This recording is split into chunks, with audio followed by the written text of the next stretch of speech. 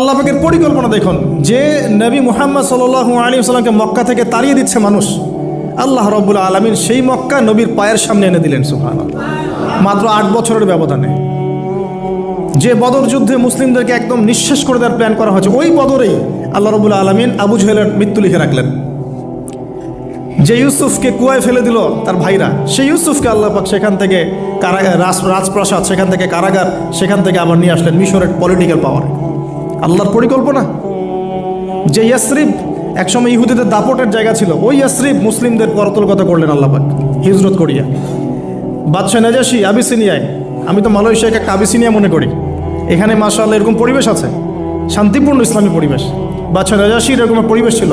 বাদশাহ নাজাশি কিন্তু মুসলিম ছিল না, সে খ্রিস্টান ছিল। তারপরেও নবীজি বলতেন বাদশাহ নাজাশির রাজ্যে কেউ জুলুমের শিকার হয় না। সুবহানাল্লাহ। যদিও সে মুসলিম ছিল না, ওখানে ইসলাম নিয়ে গেলেন আল্লাহ পাক, ওখান থেকে পুরো আফ্রিকা ইসলাম ছড়িয়ে পড়লো। সুবহানাল্লাহ। এক খালেদ বিন ওয়ালিদ রাদিয়াল্লাহু আনহু, যার হাতে উহুদ যুদ্ধে বহু মুসলিমের প্রাণ গিয়েছে না, সেই মানুষকে আল্লাহ রাব্বুল আলামিন হেদায়েত দিয়ে